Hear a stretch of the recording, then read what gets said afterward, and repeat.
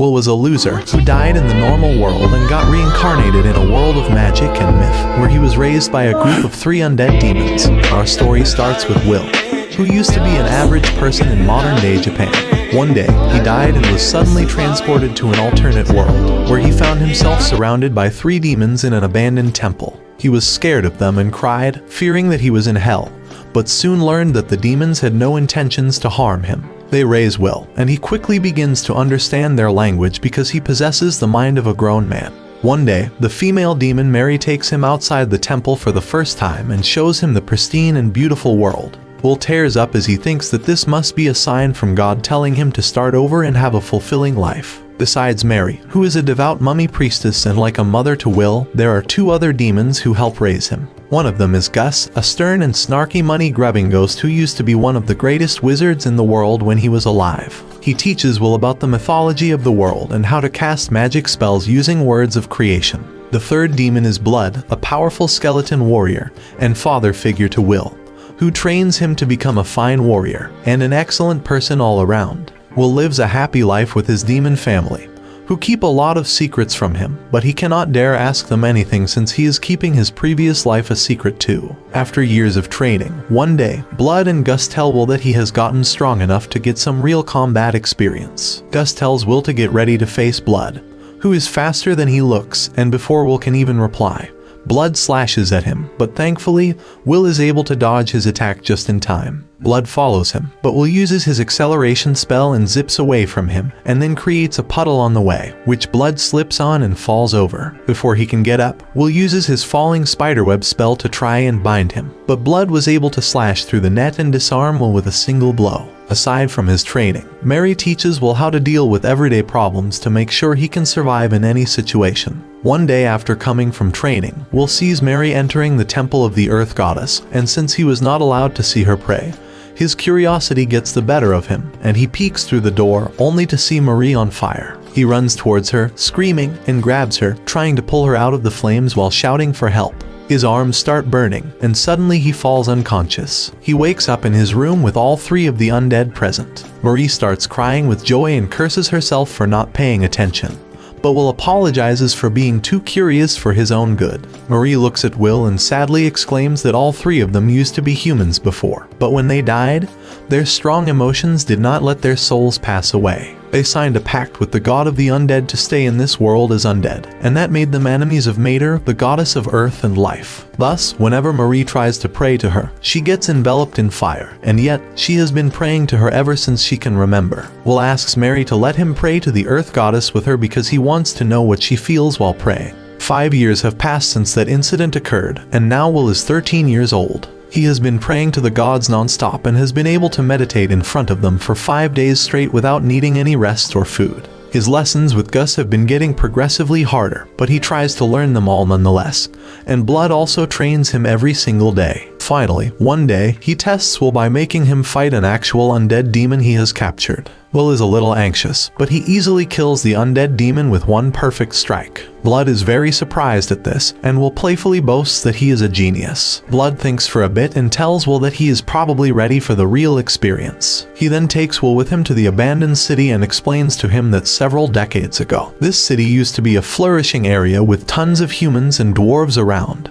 But after a disaster that wiped out the entire population, only undead demons live here now. He takes Will deep inside a tunnel and leaves him there, telling him to survive and exit it on his own. Before Will can say anything, Blood simply disappears after snuffing out the light. Will feels lost, but he walks forward and uses his magic abilities to create a light. He soon runs into a group of undead skeletons and destroys them pretty easily. He then moves ahead, but as he turns around a corner, he spots a bigger and stronger undead skeleton holding a spear. Will gets scared for a moment, but then he wonders what Blood would do in this case, and he realizes that he would never run away from his problems. Will attacks the demon head on, slashing him, but the demon is able to dodge his attack and then tries to cast a spell on him. Will is surprised, but thanks to his sharp instincts, he nullifies his magic and then hits him on the head. He breaks his sword in the process, but luckily, that hit was enough to defeat the demon. Will picks up the demon's spear and finds that it is a magical weapon handcrafted by the dwarves. Will walks ahead and guesses that he is near an exit, but then he feels someone behind him and turns around to see Gus there. He asks Gus what he is doing here, but he is silent and brooding as he stares at him. Will gets a chill down his neck and feels that something is really off. He asks him whether this is a lesson of some sort, but Gus suddenly creates a stone golem that attacks him.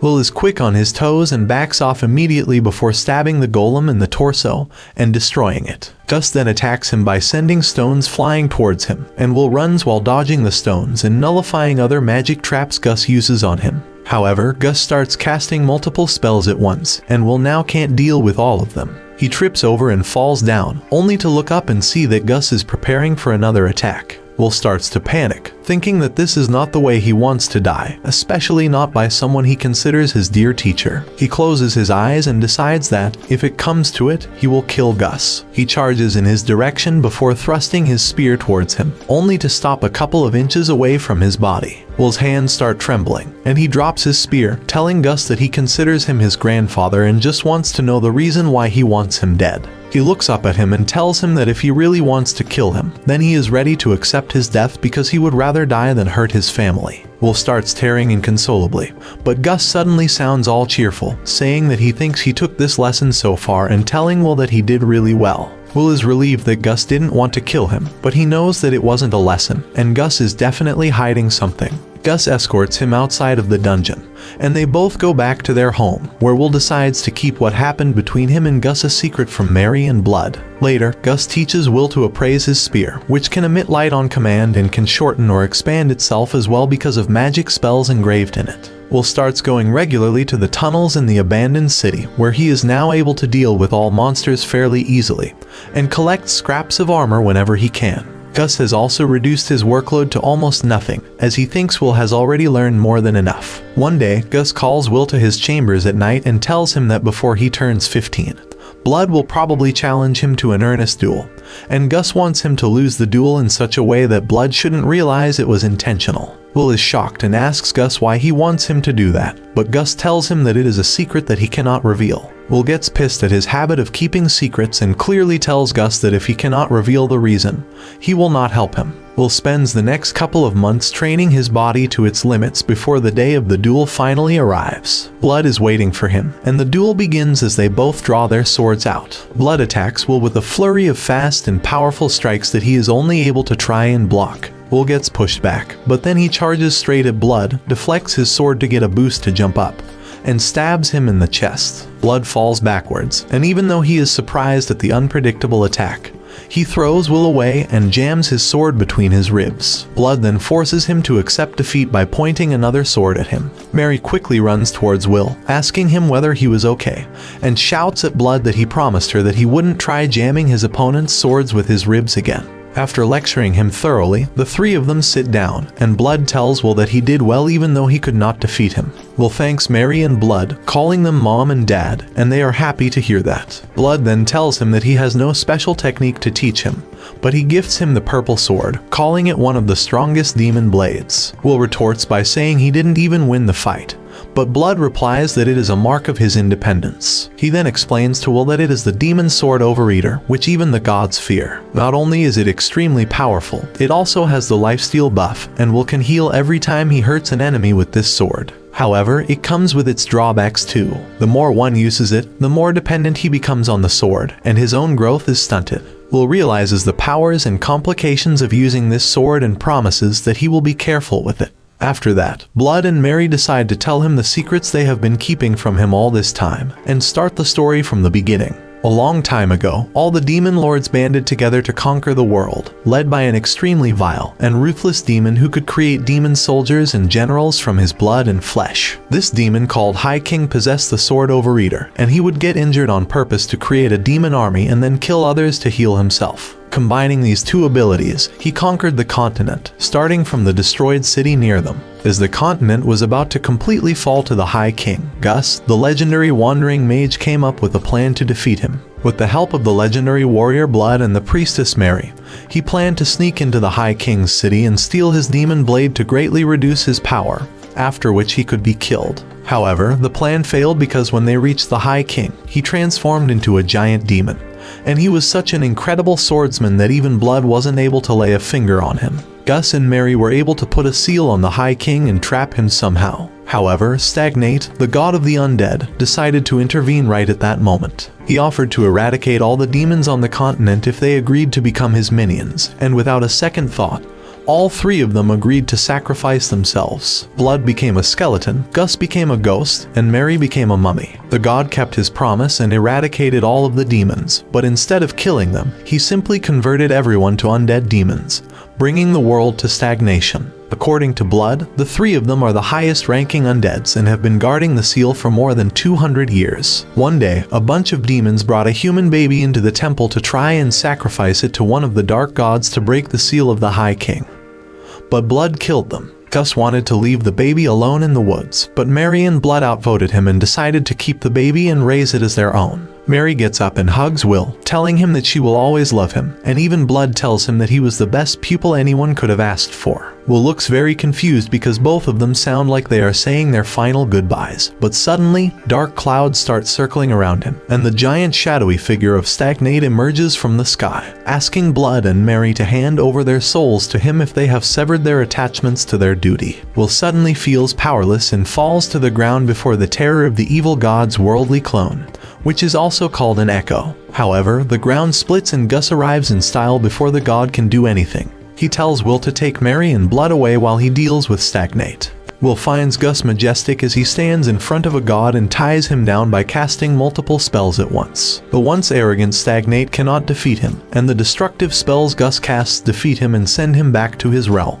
Gus walks towards Will and tells him that everything is fine and he can relax. Will is completely shaken but is happy that all of them are safe, but before he could say anything, Gus made a terrible sound and got split in half. Even Blood and Mary are taken down, and Will is horrified to see Stagnate emerge from behind them, mocking Gus for thinking that he could defeat a god's echo that easily. Stagnate tosses Gus away and walks towards Will, telling him that the three undead here were his ultimate soldiers, and once they had given up guarding the High King's seal, he would consume their souls. Thanks to Will, their vigil was shaken, and he can easily take Mary and Blood, even though Gus is still adamant about guarding the seal. Will falls to his knees on learning this, and Stagnate offers him to join his army so that he can live happily with his family. However, he gives him time until the next day to decide, and he disappears. Will is devastated, and he carries the three undead inside. He realizes that Gus tried to do everything he could to keep his friends attached to their duty and prevent their souls from being taken, but he could not harm his student for that. Will blames himself for living selfishly and leading them to this end, and he starts crying. He feels like he only disappointed his parents in his last life, and even now, he is the cause of their misery. Will falls asleep crying, and the next morning he finds the three undead trying to play it cool so that he does not blame himself for anything. He tells them the truth about him being reincarnated and how he will always be a worthless piece of trash in every life. Mary does not like this and slaps the crap out of him, telling him not to say another bad word about himself. This knocks some sense into him, and he gets up and declares that he will protect them all. He goes to the temple and prays to the gods before leaving to kick Stagnate's ass, who was waiting for his answer. Will looks Stagnate straight in the eye and tells him that he will not make any kind of pact with him and that he will defeat him at any cost. Stagnate is amused and uses his magic to create a bunch of undead demons and instruct them to attack Will. The demons surround him, but he is able to destroy a bunch of them with his spear, uses his magic spells to bind some of them, and then uses his acceleration magic to blitz the demons closing in on him, completely surprising the evil god. However, there are still too many demons to face, and Will gets injured fighting them. Stagnate swiftly stops the demons from attacking, tells Will that he is truly impressive, and once again invites him to his army as a general so that he can live happily with his family for all eternity. Will seems to be getting confused, and then Stagnate pours out his blood in a goblet and offers it to him. To everyone's surprise, Will starts walking towards the evil god, looking intently at the glass, but suddenly he grabs the demon blade overeater and uses it to chop Stagnate's arm off. Magic thorns emerge from the blade and restrain the god, and Will slices him again, and his wounds start healing. However, before he can deal the finishing blow, his legs are suddenly bound by a snake, which creeps up on him from behind and bites him. Will tries to get up, but falls unconscious. He wakes up in a very calm and serene heavenly realm that feels oddly familiar, but he cannot remember anything about it. Just then, he turns around to see a beautiful woman walk to him and suddenly realizes that she is the goddess of light and rebirth, Gracefiel, and she escorted him to this world when he first came here. The goddess asks him why he did not accept Stagnate's invitation, and Will replies that his previous life was a pitiful one, and he does not want something like that to happen again. He wanted to live a good life in this world, and without death, life would become meaningless. More than that, he wants to protect his family. Gracefield is impressed by his answer, and she happily grants him her grace. She tells him to wake up, take an oath, and walk alongside her forever. Will suddenly wakes up on the battlefield, quickly removes the snake from him, and suddenly falls down on his knees in a small prayer, and says an oath to the goddess Gracefield. Stagnate laughs at him, saying it was useless, but as Will's body is set ablaze in blue flames, he realizes that he has been blessed by the goddess of light and rebirth and panics. Will grabs his sword and claims that he is going to give his entire life for his goddess, banish the evil, and save the suffering. Stagnate orders his forces to kill the boy, but Will slashes his sword and uses the power called Divine Torch to send them off to the afterlife peacefully. He then charges towards Stagnate using his acceleration spell, but Stagnate quickly jumps up and uses a dust spell to disappear. Will is on guard, but then Gracefield gives him a signal, and he realizes that Stagnate is no longer after him, and he must have gone back to the temple to harm Blood and Mary. Will quickly uses his acceleration spell and rushes towards the temple, hoping to reach there in time and use the grace of his guardian goddess to return his family to the cycle of rebirth. He enters the temple to witness Gus restrained and Blood protecting Mary from stagnation. He rushes to help them, but Stagnate is too close to them, and Will knows that he won't be able to reach him in time. However, a bright light suddenly shines and repels Stagnate. Mater, the goddess of earth, shows herself to protect her dear follower Mary, whom she has forgiven long ago. That was all Will needed, and he quickly uses the Divine Torch on Mary and Blood, confident that Stagnate will step up to stop them from being sent to the cycle of rebirth. Stagnate counters the divine attack with his own attack, and Blood takes advantage of this and attacks him from behind. Stagnate dodges his attack, but before he can recover, Will accelerates towards him. Stagnate tries using his magic, but Gus counters it immediately, and Will stabs the god and pushes him against the wall. There he uses a barrage of attacks using the Demon Blade, alongside the Grace of Gracefield, and eliminates Stagnate once and forever. He immediately collapses on the floor with exhaustion, and the three of them rush towards him, asking if he is okay. Gus congratulates him and tells him that he has gotten a lot stronger. They all seem very happy at his accomplishment, and Gus tells them that tonight they will celebrate. Mary and Blood try to get up and go outside, but they suddenly fall back on the floor. Will asks them if anything is wrong, but they seem to already know what is up.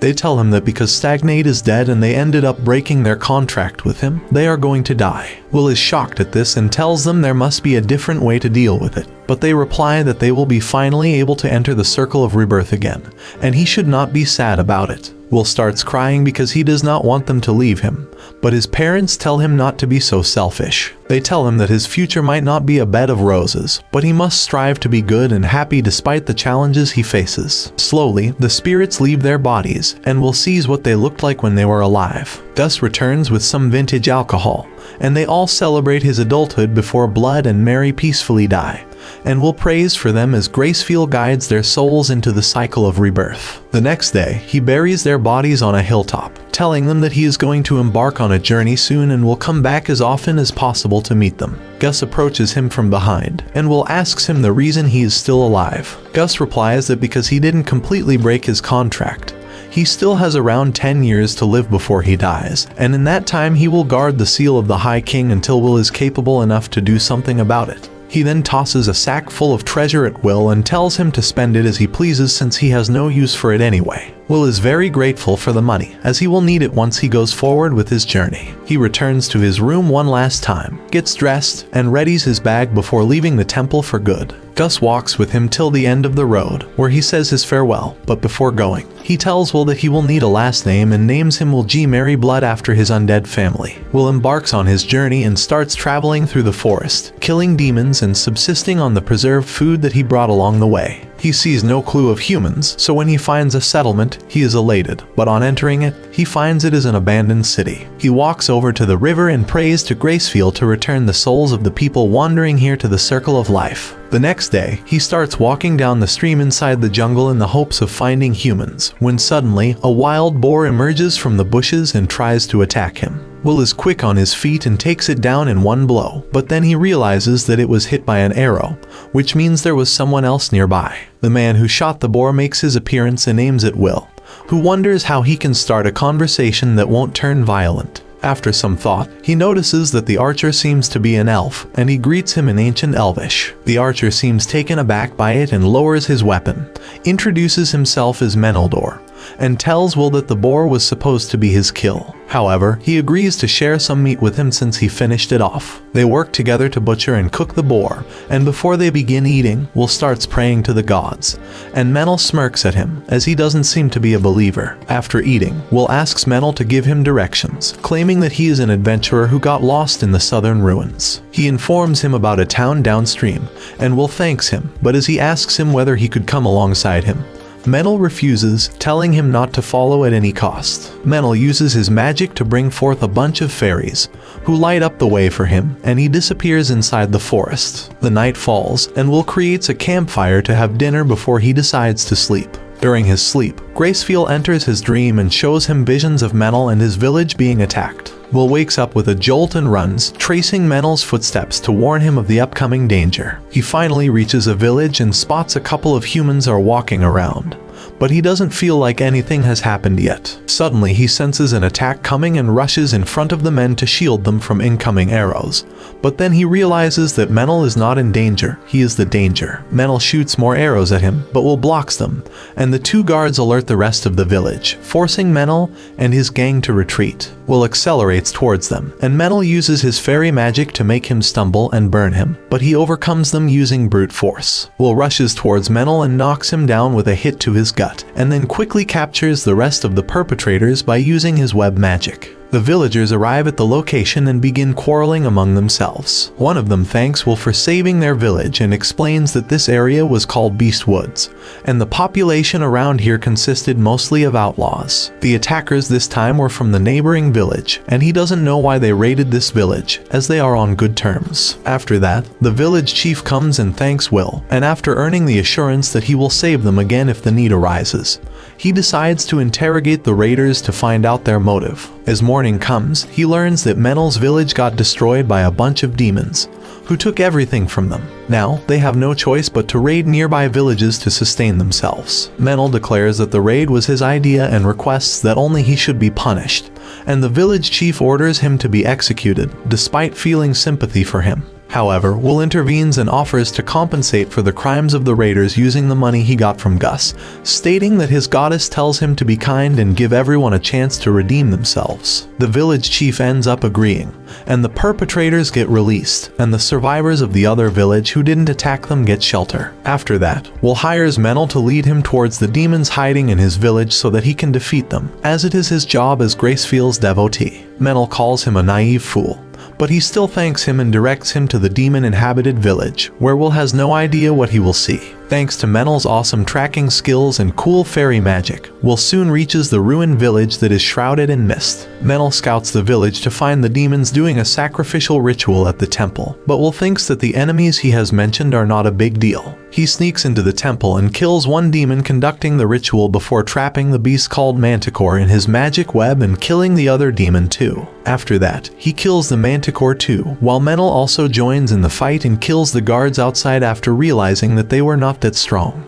After that, they search the village for any survivors and pray for the deceased, with Will praying for Gracefiel to guide them into the next life. Menel thanks him and apologizes because earlier he misunderstood him for a rich and cocky brat who was high on his divine blessings. After that, he takes Will to his adoptive grandma, who has turned into a strong, high-ranking ghost. Will fears that she might prove to be a tough opponent, but she is in full control of herself and doesn't plan to resist. However, she first notices that Menel has been naughty, and he breaks down, saying he was frustrated since he could do nothing to help the villagers. He starts fighting with his grandma's ghost, just like my neighbor once did while he was on LSD. Menel feels pathetic and has no will left to live, but his grandma cheers him on, telling him that he has another chance at life in the form of his priest friend. She then tells Will about a demon hideout in the forest and then passes on by herself like a Chad granny, while I had to pull the plug on mine. Later, the villagers return to find their homes destroyed, and Menel takes Will to a spot where he talks about his past. His mom was into humans and had him as a half-blood elf, and he ran away because his villagers were constantly bullying him after her death. He became an adventurer here but was betrayed by a teammate, and somehow he made it to this village. That was where he met a mommy, who led him on the straight and narrow.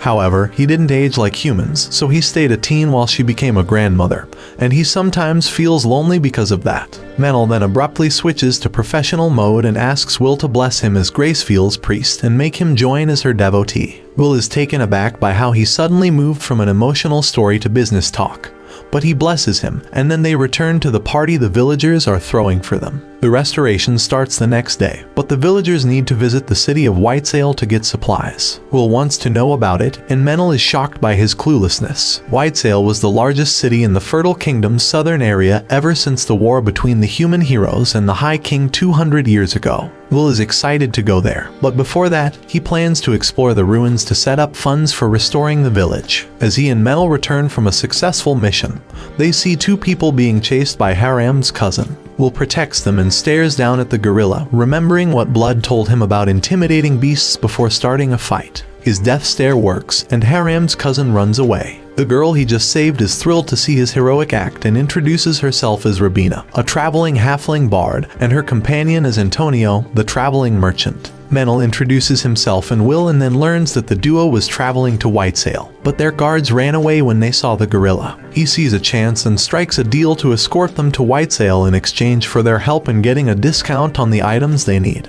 Rabina and Antonio are excited to travel with a warrior priest, and they pass through various villages, where Rabina attracts crowds by singing, and Antonio opens his shop. He even asks Will to heal people to spread the good name of Gracefield and attract customers to his shop. One night, they rest in an empty shed, where Rabina sings the song of Blood, Mary, and Gus. Will is very eager to hear his family's immortal tale. Years before they became famous as heroes, the trio saved a half-elf girl chosen as a sacrifice to a wyvern attacking her village. The half-elf girl's boyfriend offered whatever money he had to get them into fighting the wyvern, and they accepted his quest. They killed the wyvern and even gave the young couple a dagger and some money to start a fresh life. Since they were hesitant to take it, the wandering sage told them that it was an investment, and he expected them to grow famous and wealthy, and one day he would return to collect this sum with interest. As a password, he told them his name, which was not known to many. The song ends, but the story doesn't. Rabina tells Will that today, the family of Count Dagger has an old half-elf woman who is still waiting for someone to collect the wandering sage's loan from her. Will is emotional and happy to hear this, and he cries, hoping to meet the old lady someday. The next morning, they have breakfast, leave for the city of Whitesail, and reach it soon. Will is amazed at the sight of the magnificent city, which Antonio explains is governed by the Crown Prince Ethel. There are many shocking things waiting for Will there, from lenient and insightful economic policies to fashion sense,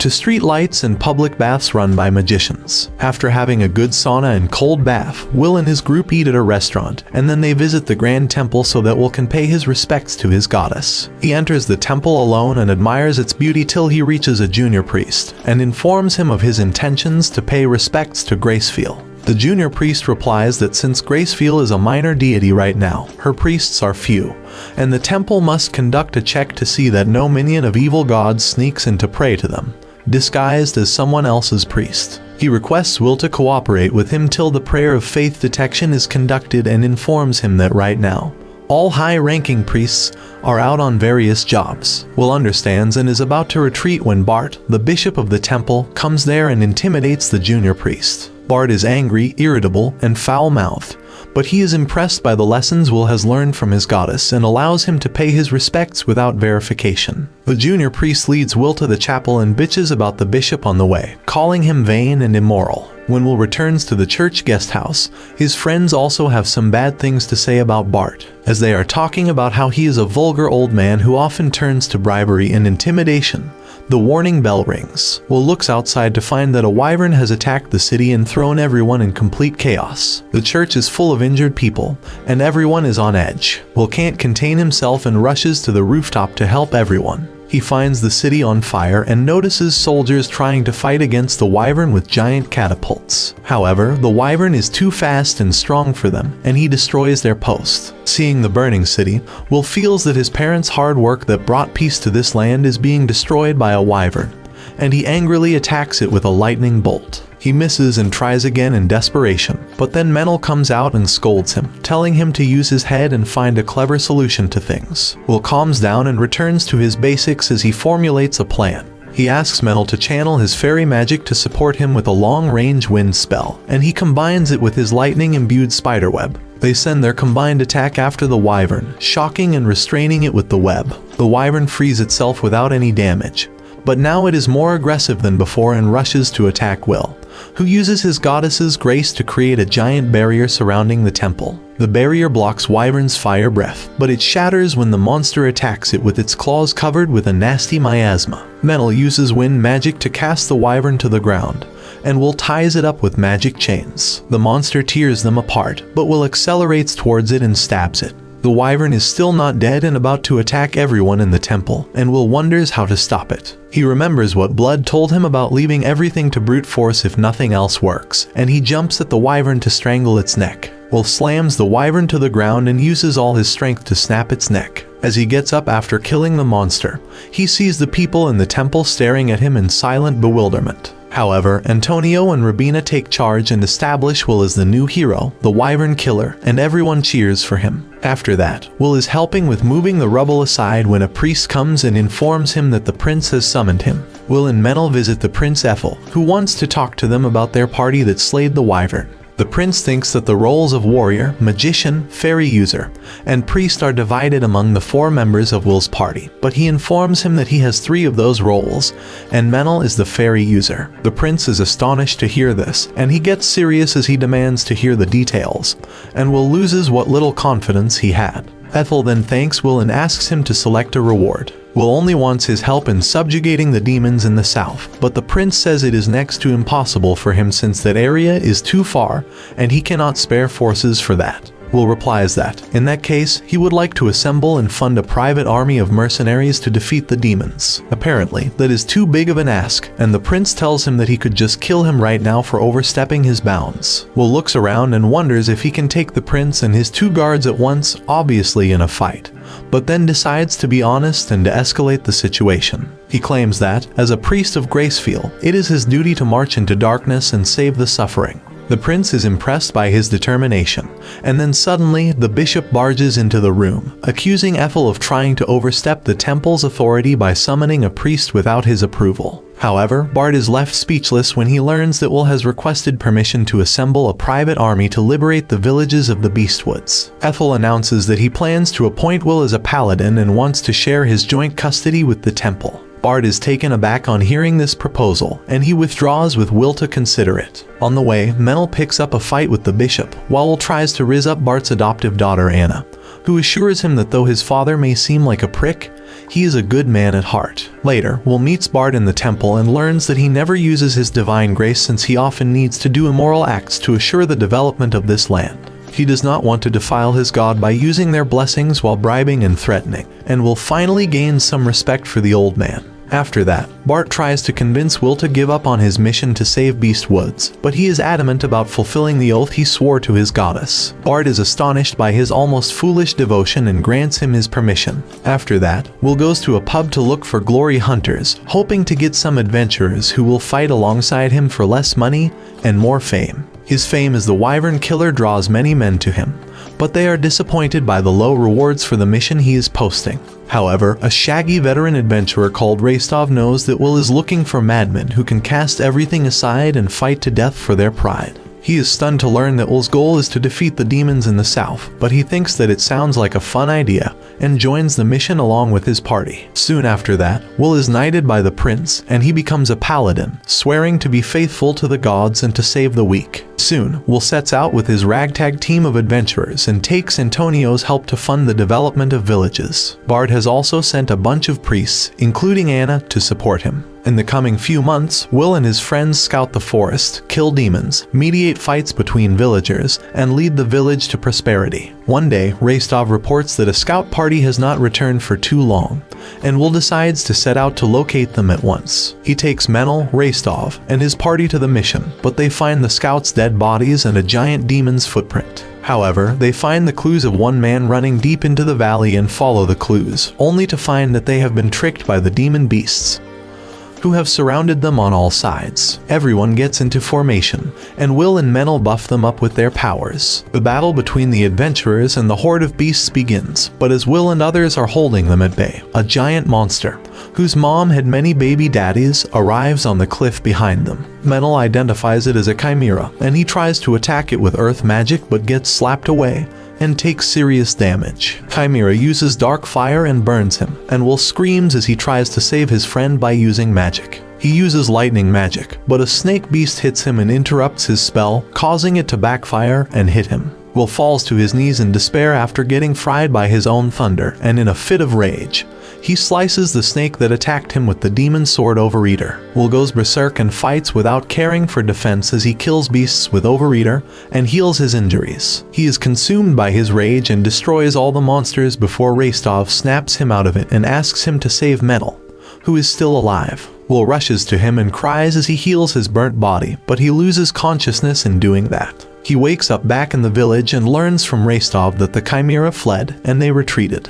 Menel is alive, but he is still in a coma, and Rastov forbids Will to visit him till he gets better. Will rests as he wonders where it all went wrong. He walks towards Menel's room in the rain, realizing that since he was too strong, he overestimated everyone else's abilities too. As Will reaches Menel's room and heals him, he realizes that he wanted friends like his parents, who could stand on equal footing with him, and he subconsciously forces that ideal on Menel, almost getting him killed. He decides that he will no longer rely on anyone and save everyone and everything alone. However, as soon as Will leaves the room, Menel wakes up and realizes that his friend was here. He chases and confronts him in the forest, where Will tells him that he will defeat the demons alone, and that he does not need anyone's help. Menel is infuriated with his attitude and attacks him, but he can't even make Will budge. Will doesn't want his friend to struggle so hard in vain, so he breaks one of his arms, thinking he will stop now. However, Menel still gets up and uses fairy magic to launch rocks at himself, and Will is forced to block them with his body to save his friend. He falls to his knees, and Menel kicks him in the gut, calling him a coward. He declares that, as a friend, it is his duty to stop him from doing anything stupid just because he is frustrated. Will is emotional and apologizes, and Menel helps him up as he promises that he will soon grow strong enough to not be a burden on him. After the patch-up, they return to the village and start getting things in motion for round 2 against the Chimera. Will and his team prepare thoroughly this time, and the entire group heads to the valley to fight the beasts head-on. They take them down with fire arrows, block them with shields, and finish them with spears. After defeating all the beasts on their way, Will and Menel arrive at an abandoned monastery ahead of everyone else. They think it is safe to move ahead, but Will senses something and uses his nullifying magic to reveal that the Chimera was hiding itself by turning invisible right in front of them. He learns that the Chimera is an intelligent monster formed because of demonic rituals, and its goal is to keep the south devastated so that humans cannot move there. This way, the demons will eventually claim the city of the dead without resistance and free their High King. The Chimera launches a surprise attack at Will, who dodges it and stabs its head. It rushes at him, but he blocks it using a barrier and stabs him from the sides, while Menel traps it in the ground. They attack the Chimera from both sides, causing it to lose coordination between various heads. As Will stabs it from one side, Menel boosts his arrow with wind magic and blasts off its tail. Will then takes one of its heads down, and the Chimera uses its ultimate technique and releases the dark miasma as it grows in size. Will tells Menel to support him from behind, as he will fight on the front line alone, thanks to his poison immunity. He rushes in, bashes the dark flame spewing from the mouth of the Chimera with his shield, and Menel blasts it up high in the air. Will stabs one head from underneath and then jumps up to deliver the finishing blow on the last remaining head. With the Chimera defeated, Will and Menel plan to fight the boss monster inside next, but as they enter the monastery, they find that Rastov got the jump on them and killed the boss demon as they fought the Chimera. They return to the village, and it soon turns more lively. Menel informs Will that more people will come here soon since the danger of beasts is dealt with, and he says that he might become the new Lord of Beast Woods. Will is confused, and Menel calls him dumb before explaining that he has divine protection, the backing of the prince, and the church, along with the respect and support of people, so obviously he will become the new lord. Will panics as the realization dawns on him, but he collects himself quickly and decides that he can do it with the help of his friends. He dreams of reviving the city of the dead and visiting the graves of his parents soon. Will becomes the lord of the Beastwood areas, and after 2 years have passed, he has managed to develop the area a lot. Now a dashing 17-year-old man, he resides in the capital city of Torchport, called the Port of Light. It was established in the first abandoned city Will found when he left his home. One day, as he is stroking bits of paper he has patented the manufacturing process for, Menel enters his office. They take a walk through the city, and Will tells his friend how paper is their future. Instead of cutting trees and selling lumber, he plans to create a paper industry in Beastwoods. And like that, he will ensure long-term profits for his territory. The winter season comes soon, and Will takes Robina on a just friends date, and she requests that he take her to the Academy of Mages, as she has always wanted to go there. It is located in Forbidden Lands, and non-magicians are not even allowed in. But Will is a simp for his halfling friend and accepts her request. Robina is sure that despite the dangers, a masterful magician like Will be able to sneak her in without difficulty. But as they enter the woods surrounding the academy, Will finds the place full of magical wards and traps. He gives up the idea of sneaking in.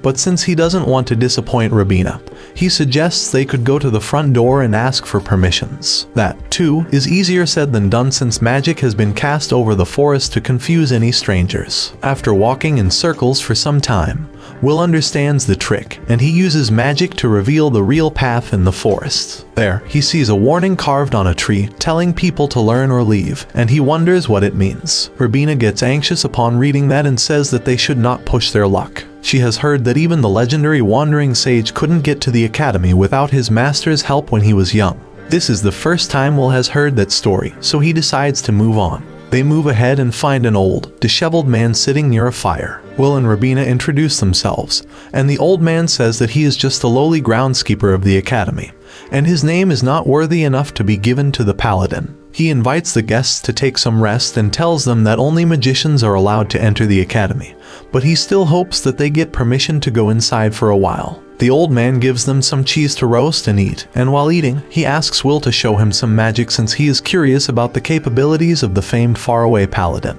Will replies that, according to his master's teachings, he cannot use magic merely for show or sport. The old man tries to be clever and asks him to make some dry firewood for him since the snow last night has dampened all sorts of wood. Will is even smarter, and he simply dries the firewood around the already burning fire. The old groundskeeper is impressed and starts interviewing the 2 candidates who want to enter the academy about magic. Robina states that she believes magic should be used to create happiness for everyone, and she has always seen Will use it for that cause. This impresses the old man, who decides that they are worthy to see the academy, and a bright light shines behind him. Will shields his eyes from the light, and when it subsides, he finds that they were already at the gate of the academy. The old man is suddenly well-groomed, and he introduces himself as Professor Hiram of the academy, and also the Master of the Woods. He makes an exception for Will and Robina to enter the academy and asks the halfling what she wants to see. He takes them through a tour of the academy, where he brings them to the academy's library,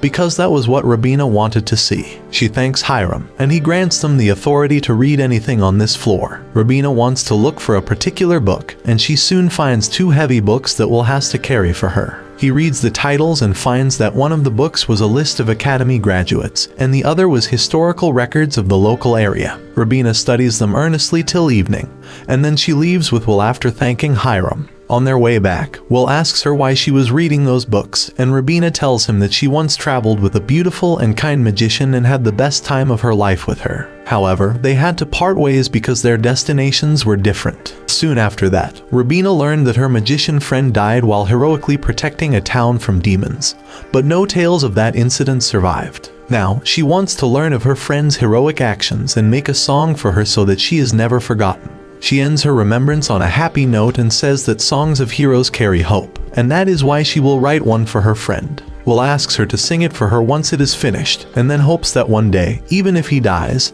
his songs will remain in this world. Months pass and the seasons change, but one day, Will receives a report that some winter flowers were blooming in the summer. The anomaly is taken seriously by the prince, who orders Will to investigate it, and he goes to the forest with Menel and finds some animals killed mercilessly. Due to his connection with the forest, Menel can tell that the forest has gone mad, but Will is sure that he is just gaslighting the forest. he still takes his advice seriously, and they gear up to find out what is wrong with the forest. Menel explains that two ancient trees rule the forests of the Beast Woods. The Lord of Oak rules it in winters, and the Lord of Holly rules it in summers, and they exchange authorities at the solstices. It was the summer solstice a few days ago, and the authority still seemed to be with Oak. That is why they go to the Lord of the Oak and find an old tree with a face. Menel asks him why he has not granted authority to his twin brother, the Lord of Holly, and Oak replies that Holly is not picking up his call and refusing to accept the authority. Menel knows that if the rulers are not aligned with the season,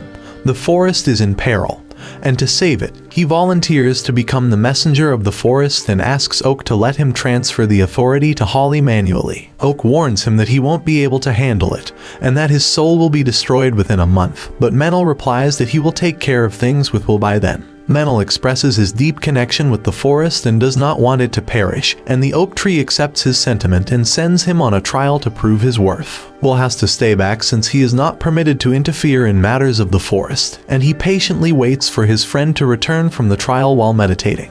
Menel returns, slightly roughed, after a couple of days and shows Will the mark of the royal authority on the back of his hand. Soon, the two of them march towards the holly tree and find two demons standing in their way. They easily defeat one demon each and realize that they were just gatekeepers and their boss was ahead. They cross a giant stone gate and find a giant tree surrounded by a creepy mist. Menel exclaims that it is the Lord of Holly who rules the forest in the summer. As Will and Menel go near the tree, they find a demon general waiting for them there. The general has heard of the faraway paladin and Meneldor of Swift Wings, and he declares that he will gain the glory of hunting them. He summons his demonic beasts to attack them, and as the beasts surround them, Menel establishes contact with Holly and transfers the royal authority to him. The tree gains the power of the ruler of the forest and uses its roots to tie down all the beasts and drag them into the ground. The demon general is furious that his plan was foiled so easily, but he has more things to worry about as Will charges at him. The demon recites a magic spell,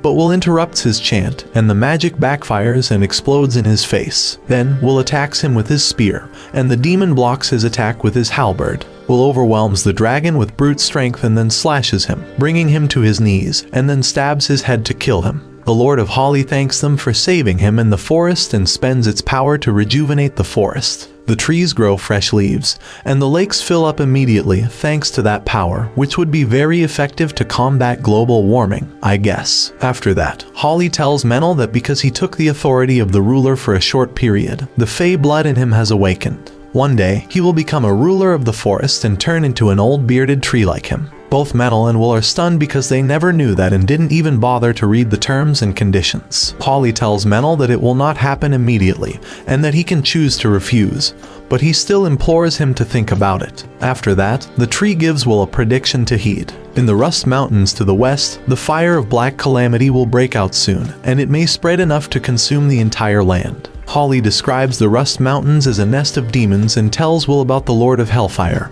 and Miasma, who makes a bed from other men's treasure and sleeps there. He warns the paladin to be prepared to face it, and ends the warning with that. Later, Will and Menel visit Prince Ethel, who tries to butter up Will for completing the recent request. Menel does not like how the prince tries to cut down on rewards with sweet words and speaks frankly with him to get higher rewards. Just then, Bishop Bart comes to the meeting, all out of breath. The four men sit at the table, and Will and Menel give a detailed report of what they found in the forest and a warning from the Lord of Holly. The prince facepalms, thinking that they will need to face one calamity after another, and then Menel and the bishop get into a quarrel about whether the prophecy of an old tree can be trusted. They leave that aside and get to the main issue. Bart says that the Rust Mountains were once the capital of the kingdom of dwarves that fell to demons who still live there. Will is excited to hear this and thinks that since there are no bystanders there, he can go there and rampage as he pleases. The prince laughs as he is glad that the paladin took the job, but Bart and Menel are not impressed. The prince leaves everything to Will and tells him to gain some information about the Rust Mountains first. Will and Menel go to meet Rabina to hear any stories she can tell them. She tells them that 200 years ago, the place was called the Iron Mountains and was the capital of the powerful Iron Country of the dwarves. However, when the demon army invaded them, the dwarves fought back, and almost everyone died.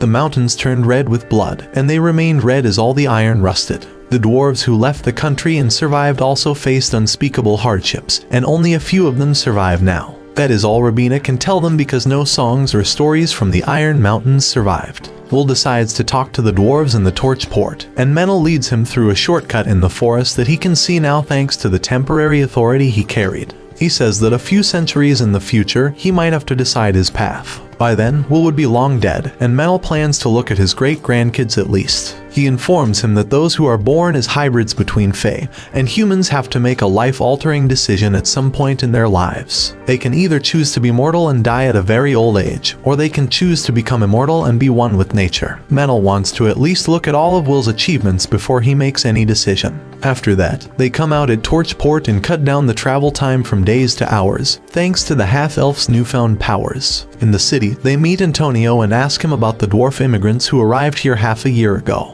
That time, they were looking lost and dead inside, and they were so glum that most people were naturally against letting them here. Antonio tells Will that they are well settled now, and their leader might have some information about the Rust Mountains. Will recalls what Gus had taught him about the creatures commonly known as Fae. They could be either like the lords of the forest, or they could choose mortal bodies to live closer to humans. The Fae who followed the goddess of wind and forest became elves, and those who worshipped the god of fire and craft became dwarves. Dwarves were known to be master craftsmen and the bravest of warriors, and even blood respected them. The next morning, as Will trains with Menel, he notices someone spying on them and goes to greet them. Contrary to what he has heard about dwarves, he sees a cowardly and nervous dwarf who runs away as soon as Menel talks to him in a slightly rude tone. Later that day, Will visits the dwarf settlement in his city and finds everyone hard at work. As soon as they see their lord, the dwarves stop their work and pay respect to him. Like this, Will makes his way to the leader of the dwarves, Agnar, and his uncle, Grendir, who is quite old. They sit down for tea, and Will asks them the reason they came to Beastwood. Grendir replies that they came here to die, and Will spits out hot tea on hearing his too frank and morbid answer. Agnar takes control of the situation and explains that his uncle is one of the last survivors of the Iron Mountain, so he has lived his entire life in depression. Grendir gets emotional and nostalgic as he remembers his glorious homeland and how he always dreamt of reclaiming it. But now he is too old to do anything. He wants to at least guarantee peace for the younger generation, and he begs Will to look after them. Will holds his hands and promises that he will ensure that they always stay safe and happy. Grendir cries and thanks Will before starting the story of the Iron Mountains. 200 years ago, the dwarves were ruled by a king who was a great warrior and scholar. Under his reign, they achieved new heights of peace and prosperity, but no one knew that he would one day be remembered as the last king of the Iron Kingdom. One day, the High King and his demons came to the Iron Mountains, and they sent a messenger, asking the king to join their side. The king beheaded the messenger to give a clear message to his enemies that he would never side with them. But the demon warned him that the evil dragon would come and destroy them all. After that, he prepared the brave dwarf warriors for war. The king was sure that everyone who stayed to fight here would die, and that is why he did not force anyone to stay with him. He was determined to stop the demons and the dragon even by sacrificing everyone, and the dwarf warriors were too proud to back down from such a thrilling battle. The king, however, ordered all those who were not skilled in fighting to leave the country, swallow their pride, and survive at all costs so that one day they could return to defeat their enemies. As Grendir finishes his story, he cries with shame, regret, and guilt. That time, he was just a novice guard and could not fight alongside his king, so he was assigned to lead civilians to safety. However, many lost their lives on treacherous mountain paths, and he was consumed by the guilt of surviving after losing everyone dear to him. Will also gets emotional after hearing his story. As he returns from the dwarf's home, he finds a brawl has broken out among two drunk men in an inn. The snowflake dwarf he caught spying on him in the morning is trying to stop the drunkards, but they gang up on him and knock him out. Will stops them before they can do anything, and they run away in terror, even leaving all their money behind. The dwarf soon wakes up, and he is nervous as Will asks him his name. He introduces himself as Rue, and Will compliments his toughness. After that, he asks the inn manager about the quarrel earlier, and she replies that her dad was the owner of the business, but he is ill, so she needs to work in his stead, and she cannot handle fights so well. Will offers to heal her dad, and he tells them that dinner is on the house for tonight. Will takes his offer, and as he gets outside, he finds that Rue has already fixed the broken door. Everyone is impressed by his skill, but he is not confident in himself. Will and Rue eat together, and there the dwarf tells him that he has always been a big fan of his. He tells Will that he is the prince of dwarves and has been raised as a sheltered kid, so he has no confidence in himself and feels useless most of the time. Will motivates him, saying that he is quite brave already and offers to help him if he wants to do anything.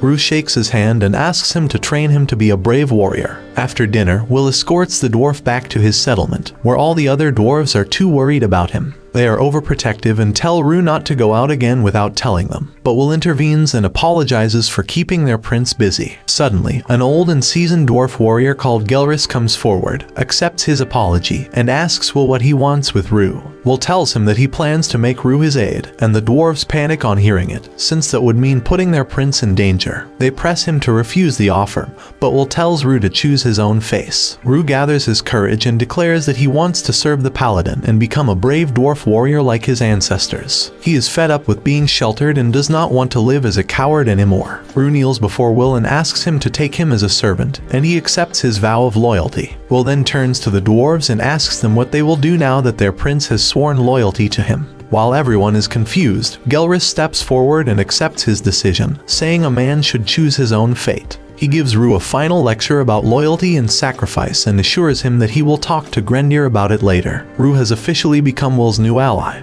and first, they get down to discussing his pay. Rue does not think much of it, but thanks to Gus's lessons, Will knows that money makes the world go round. He decides to pay Rue a decent wage and pay for his living and equipment too. The next day, he begins the dwarf's training. They run around the city, but Rue has small dwarf legs that make him quite slow, but he tries his best and keeps up with Will. Then it is time for muscle training, and after Rue is exhausted doing pull-ups, Will tells him to take a little break. He then introduces him to Menel, and Rue chickens upon seeing him. However, Menel apologizes for being rude to him earlier and calms him down. The next day, Will trains with Rue again, and they choose freestyle wrestling to test each other's strength. Rue uses all the strength he has to push Will back, but Will is monstrously strong and slams him on the ground. The dwarf is really excited to see the move and asks Will to teach it to him. After that, Will gets a letter from the bishop telling him that the dragon sleeping in the Rust Mountains is an ancient dragon called Valisirka. Will recalls the dragon being connected to Holly's warning,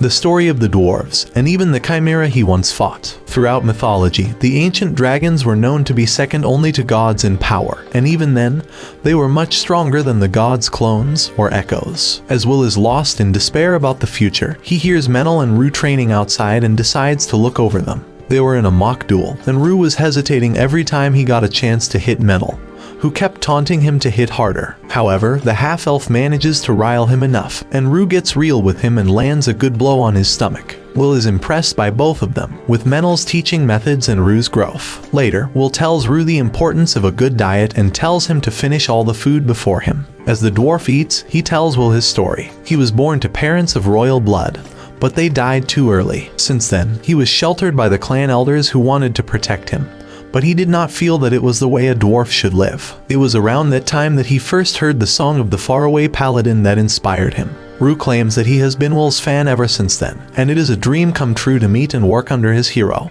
Rue asks Will to teach him courage, but Will replies that he cannot tell him anything since he does not consider himself to be particularly courageous. He might have fought the wyvern and chimera, but he always knew that he was stronger than them and would definitely win. Later, as Will and Rue are in the former's office, Rastov returns from a trip and informs Will that he found nothing unusual. He notices Rue and immediately goes to correct his posture since he looks like a wimp because of his bent back. Rue is willing to learn from a Gigachad, and Rastov teaches him to fake having confidence, even if he does not have it. Time passes quickly, and autumn comes with a good harvest of crops. There is no sign of any calamity coming from the Rust Mountains, and Rue has gotten better thanks to his training. One day, as he slams Will on the ground using his own technique, Anna comes running to them with a report of undeads being spotted in the forest. Will decides to check it out personally and takes Rue with him. The dwarf is fully equipped with armor, and Will tells him that they are going to a place called the Pillar Mound towards the west. As they reach the Pillar Mound, mist quickly surrounds them, and Will realizes it is some sort of magic barrier. Soon, they reach the mound and find wooden pillars standing creepily on the ground. Rue spots a hooded figure and freezes in terror, but as Will walks towards it, he finds that it was just a wooden scarecrow,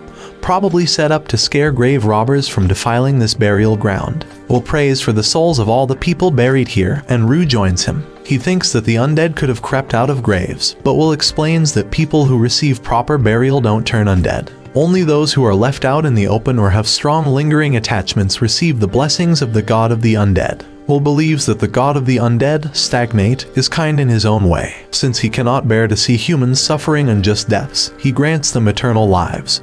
But he does not think of the inconvenience he causes others. Rue asks Will how he knows so much about an evil god, and Will turns his face aside, realizing that he got carried away and overshared. He decides to return home after concluding that the undead seen here were probably someone hallucinating in a mist. However, on their way back, they find the gate to a hidden passage and enter it to find a huge tunnel. Will lights up his spear and gives Rue a fire torch as they walk into the dark cave. They soon come to the innermost chamber with many graves there, and as Will tries to see what lies in front of him, a bone-chilling aura is released that takes his and Rue's breath away. Will steadies himself immediately as he notices a crow radiating an ominous aura, and he immediately knows who he is facing. The crow greets him, saying, "Long time no see," and Will exclaims that he is Stagnate and asks him what he was doing here. Will gets ready to fight, but Stagnate is in no mood to engage him in combat. He tells him that he is not here as an echo today but just as a herald, whose only purpose is to deliver a message. Stagnate claims to have lost all his strength to come to this world after being devastated by Will the last time,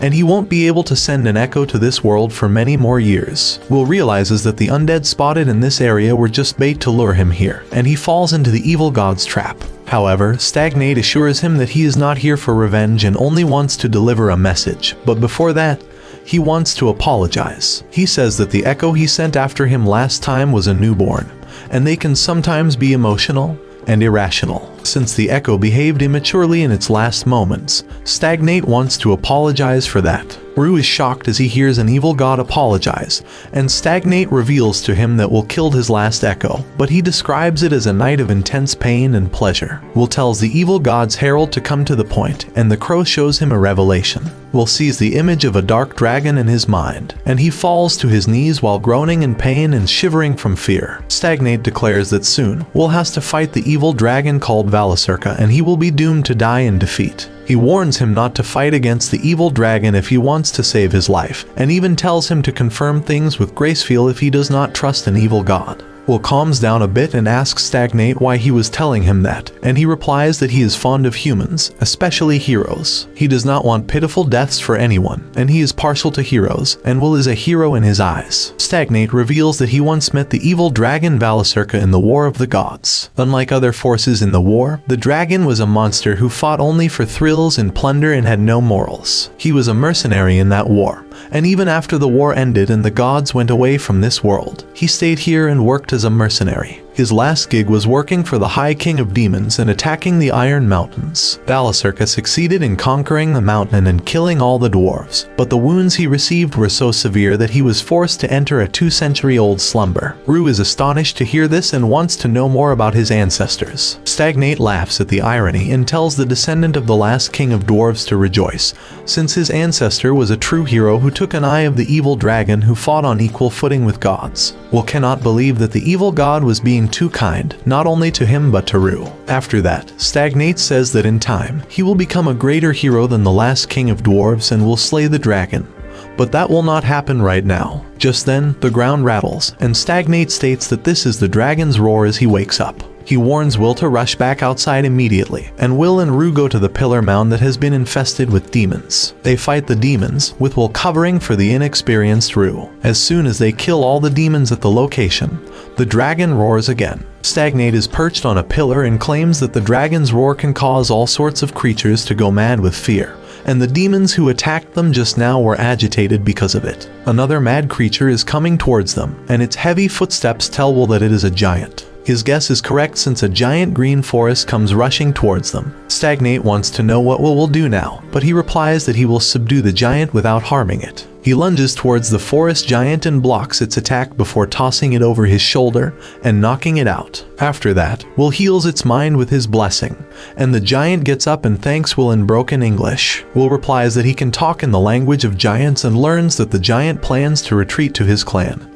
and then they will migrate to safety. Stagnate expresses his satisfaction at seeing Will subdue the giant, but he tells him that he is still not enough to fight against the dragon. Right now, the best course of action would be to not fight the dragon and let it rampage. Using that time, Will could train and become strong, and that way he will save more people than he has let die. With that warning, Stagnate flies away, and Will and Rue also return home. There, they find that the dragon's roar has caused monsters to go mad near the city too, and that has caused a lot of destruction. Dealing with the damage, helping the injured, and hunting down the agitated demons takes a lot of manpower and a lot of time. As the cleanup is finished, Will gets a letter from the bishop, who has sensed the presence of high-ranking demons with the evil dragon. He writes that there is no cowardice in running away from a battle sometimes, hoping that Will heed his advice. Will is getting more confused about his decision now, and he prays to his goddess to show him a path. He wants Gracefiel to assure him that he can win, and he is ready to die fighting if she commands him to do so, but she does not give him any sign. Will is lost in his thoughts when Menel enters his room and tells him that there is trouble outside. They look through the window to see dwarves gathered in front of their door, and they want to know if the paladin plans to kill the dragon. Rue tries to make them understand that this isn't the Hobbit and asks them to return home. The dwarves are about to talk to the boss, and one of them tries to forcibly enter the door, only to get slammed into the ground by Rue. Rue declares that all of them are old farts who are too weak to even defeat him, and they can't do anything against the dragon. However, Grendir says that he doesn't care about it, since everyone here just wants to die as a brave dwarf warrior. He grabs Rue's collar and claims that they have lived long enough in shame, and now they will die fighting as their king once did. Rue is furious upon hearing this, and he slams the old dwarf on the ground too, and this makes everyone angry. Everyone attacks him, but the Prince of Dwarves fights and beats everyone. He tells them that they are just proud fools who want to die, and they are not even thinking about spending their lives to win. He claims that he will not let them waste their lives and promises that Will soon make a decision, and then he will join him in the fight against the dragon. Rue swears on his name as the grandson of the last king of dwarves, and the old men are stunned to see how manly he has become. Will is also impressed by his conviction, and he goes down to talk to the dwarves. He declares that he will slay the dragon,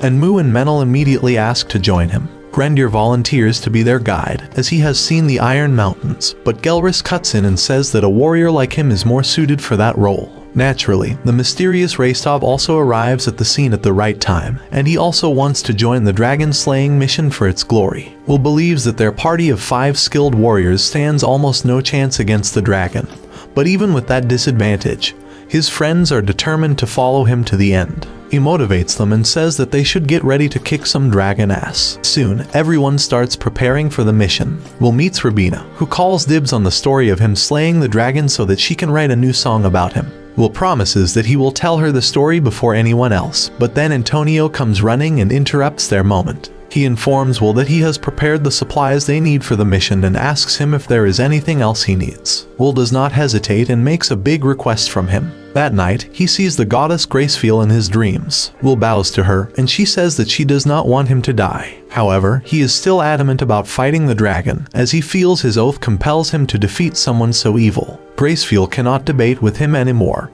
and she tells him to kneel and then blesses him. She says that she will always stay with Will, and asks him to go ahead and slay the dragon. Will swears on her light that he will be victorious. The next day, everyone is set to depart. Antonio whispers in Will's ears that he prepared the thing he asked for. Everyone else also says their goodbyes, with Anna and Rastov expressing their romantic feelings for each other and Menel promising to tell Rabina all the stories of slaying the dragon when he returns. After that, everyone gets on the boat, and the people of Torchport wish their heroes all the best. They make smooth progress, and at night, Will notices a campsite and orders the boat to be stopped there. Rastov's party is already waiting there for them, and they take their boat ahead. Rue asks him why they were giving up on their boat so quickly, and Will explains that the demons are probably waiting for them at the front entrance to the Rust Mountains. Rastov's party have volunteered to take that route and act as decoys, while Will and his group use from the back door and launch a sneak attack. Will has another boat ready, and that was what he asked Antonio to prepare for him.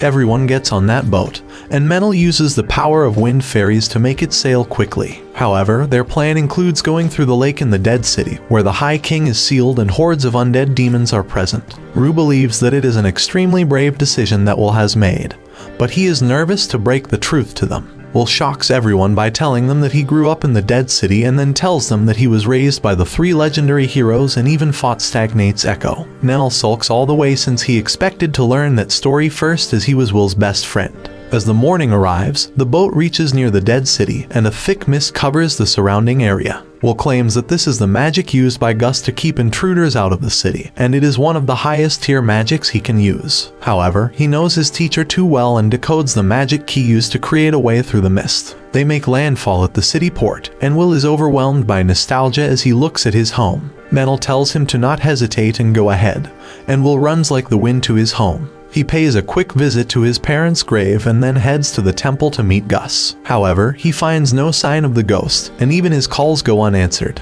Will fears that he might have passed away already and turns back sadly, but Gus is there for peekaboo and scares the crap out of Will. He is still quite happy to see his grandfather, but the first question Gus asks him is if he made a lot of money. Will is disappointed but tells him that he has not only become a reputed paladin, but also the Lord of the Beastwood area. Gus is impressed by his achievements, but when he learns that Will is still single and virgin, he is disappointed. The old ghost wants to know if he did not have any chance encounters with beautiful women in his adventures, and Will sadly replies that he only met guys in those conditions, and Gus can only laugh at him. After that, Will brings his friends over to the temple and tells Gus that they are going to fight the dragon. Gus is furious on hearing this, and he scolds Will for being an idiot since they were not capable of defeating the evil dragon at any cost. He even says that they don't even have enough money to get Valisurca on their side, and Will's friends immediately realize where he gets his love for money from. However, Gus concludes his lecture by telling Will to be flexible in his approach and to not stay stuck with only one solution. After that, he welcomes his grandson's friends. Gelris approaches Gus and informs him that he, along with Blood and Mary, once saved his life. Gus remembers him and says that he has aged nicely. Gelris thanks him for saving his life and for raising such a wonderful grandson. After that, Will goes to his old room,